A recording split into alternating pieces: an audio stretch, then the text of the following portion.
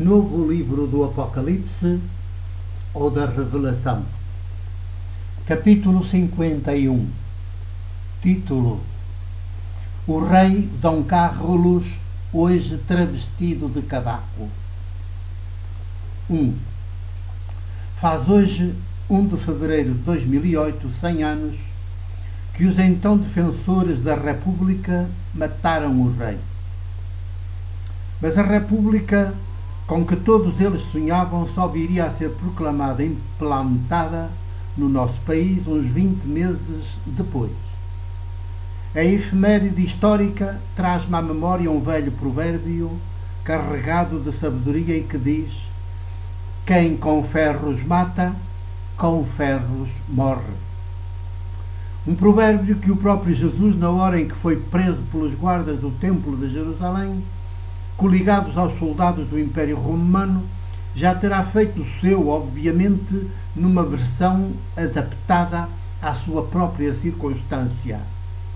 E o mais surpreendente é que Jesus o tenha reproduzido num tom de contundente advertência, dirigida não diretamente aos que acabavam de o prender, armados com as armas da época, mas a um dos seus próprios apóstolos, adepto, confesso, do recurso à violência política armada para derrubar o tirânico poder estabelecido, e que naquela hora puxou descontroladamente da própria espada numa desesperada tentativa de ainda defender Jesus. Mete a tua espada na bainha, porque quantos se servirem da espada morrerão à espada. 2. Apesar de todos estes séculos que já levamos de humanidade, acho que é ainda aqui que estamos, sempre prontos a puxar da espada, sem aprendermos que quem puxa da espada, a espada morrerá. E esta é a nossa desgraça e a nossa vergonha. Totalmente surdos à sabedoria contida neste provérbio.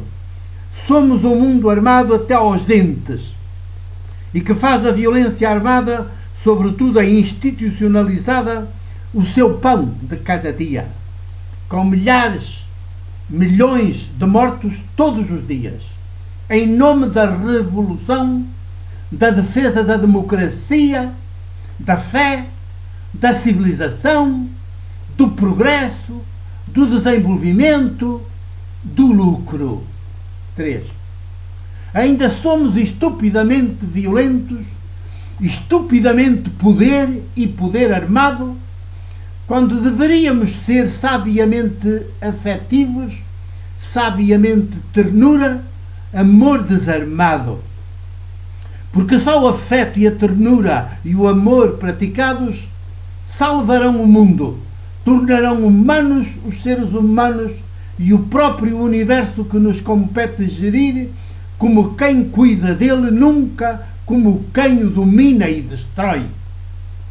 Por isso é que a grande questão que por estes dias eu gostaria de ver debatida pelos defensores da monarquia e pelos defensores da República é esta: quando é que chegaremos todos, pessoas e povos, à maturidade, maioridade humana, de modo que sejamos todos, pessoas e povos, a gerir politicamente os nossos próprios destinos, sem mais necessidade nem de reis, nem de presidentes da República, nem de primeiros ministros, nem de governos. 4. Esta é para mim a questão de fundo, que infelizmente não vejo ser debatida por ninguém, nem mesmo nestes dias mais do que propícios a este debate. E o motivo por que a questão não é agarrada nem debatida, talvez seja porque quem alguma vez conseguiu chegar àquele patamar mínimo de passar a ter voz e vez, a esmagadora maioria das pessoas e dos povos ainda não tem, apesar de vivermos na era da comunicação, incomunicação global, não está minimamente interessado em agarrá-la e debatê-la. Instintivamente, egoisticamente, tudo o que faz é para preservar a sua posição de privilégio, própria de quem tem pelo menos um olho numa terra de cegos. 5.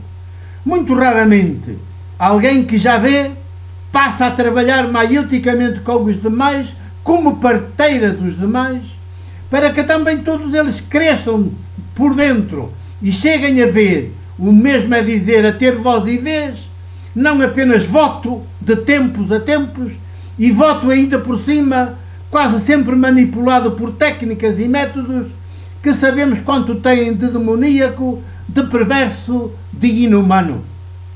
Quem um dia chega a ver, a ter pelo menos um olho numa terra de cegos, quase sempre passa a tudo fazer, mas para tentar tirar o máximo partido pessoal e corporativo dessa sua posição de maior desenvolvimento, de modo a afastar-se cada vez mais dos que ainda não veem e, cúmulo dos cúmulos da perversão, é até capaz de tudo fazer para que as maiorias que ainda não veem e por isso também não têm voz nem vez, apenas voto perversamente manipulado, nunca cheguem a abrir os olhos e a ver. 6. Ora, enquanto assim formos, hoje tudo está ideologicamente montado e ativado para sermos cada vez mais assim, Caim uns para os outros, no mundo selvático, salve-se quem puder, por isso, mais lobos do que cordeiros, mais selvagens do que humanos, mais dementes do que sapientes, é praticamente indiferente que vivamos em monarquia ou em república. Mudam os nomes, mantém-se a substância. E sem transubstanciação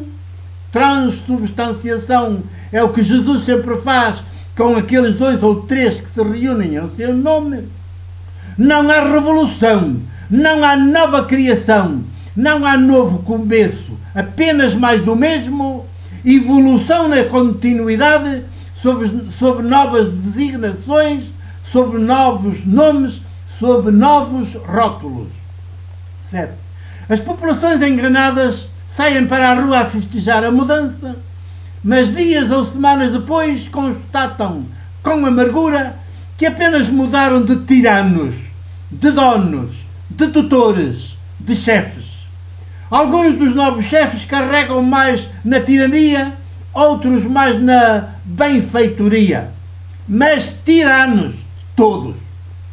E se calhar os mais perigosos ainda são os que carregam mais na benfeitoria, porque assim conseguem anestesiar as pessoas e os povos e ainda são idolatrados por eles, seus escravos, de geração em geração. 8. Levamos hoje como país 100 anos de república, depois de mais 700 anos de monarquia. O rei Dom Carlos, eles, como os bispos católicos ainda hoje, faziam-se tratar por Dom e tinham-se na conta de serem escolhidos por Deus, coisa mais bárbara e obscena no lúcido dizer de Jesus, o de Nazaré, assassinado há 100 anos, está hoje aí travestido de Cavaco, Presidente da República, e de Sócrates, Primeiro-Ministro.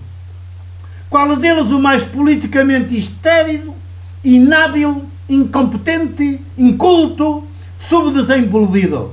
Fazem parte da imensa minoria que tem um olho em terra de cegos e por isso são reis, agora, sob as designações que a República inventou para parecer que a situação das pessoas e dos povos mudou. Não mudou. Nenhum deles é politicamente maiútico. 9. Cresceram em saber, não em sabedoria. Debitam discursos, uns escritos por eles, outros escritos pelos respectivos assessores, mas nem por isso deixam de ser incultos. Letrados, mas incultos. Ostentam títulos académicos, são reconhecidos pelos seus pares, mas ao mesmo tempo aflitivamente vazios de capacidade para ajudar a dar à luz pessoas e povos de olhos abertos e que os dispensem quanto antes.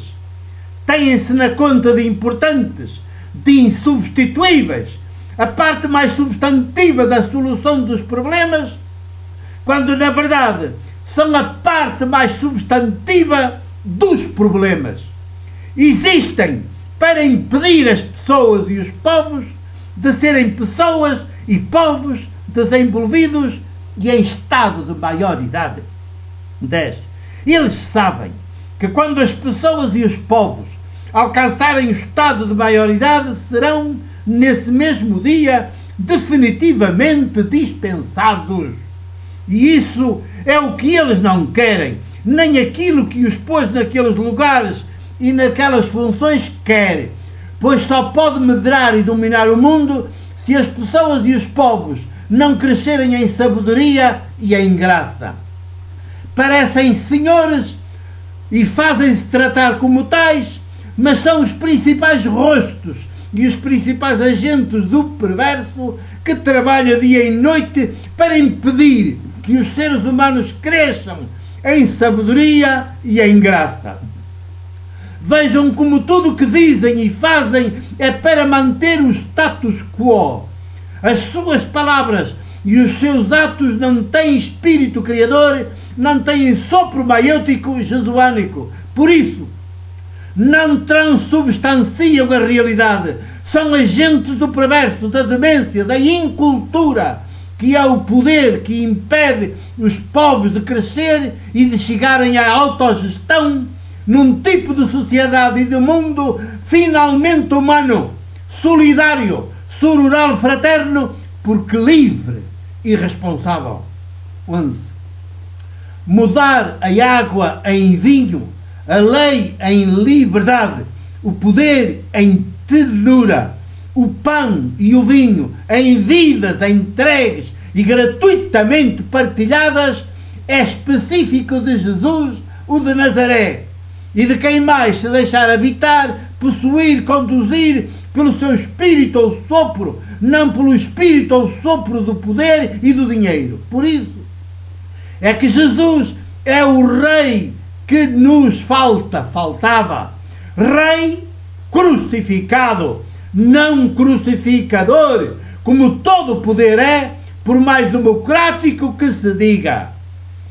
É Rei maiêutico, sem poder, só com sabedoria e graça, com verdade e liberdade, fonte que em vez de dar de beber, faz rebentar a fonte que é cada ser humano que vem a este mundo.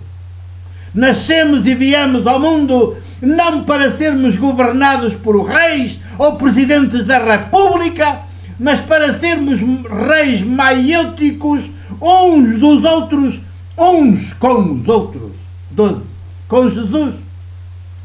Quem tem um olho é rei, mas apenas para fazer reis todos os outros, mediante a entrega da própria vida. Se os meus olhos se abriram, é para fazer com que os olhos de todas as pessoas e dos povos se abram também, no mundo de adultos que regem os seus próprios destinos, numa comunhão à escala global, sem nenhum lugar para o poder monárquico ou republicano, que onde estiver atrofia, esmaga, obscurece, cega, domina, controla, mata. Ousemos, pois, crescer em sabedoria e em graça, e fazer com que todos os mais cresçam também. Tornemos realidade utopia, esta utopia já praticada e vivida plenamente por Jesus, contra o poder e com a liberdade que nos faz ser politicamente responsáveis uns pelos outros, uns com os outros. 2008, fevereiro 1. Fim do capítulo 51 de Novo Livro do Apocalipse ou da Revelação. O meu abraço e o meu beijo de presbítero da Igreja do Porto.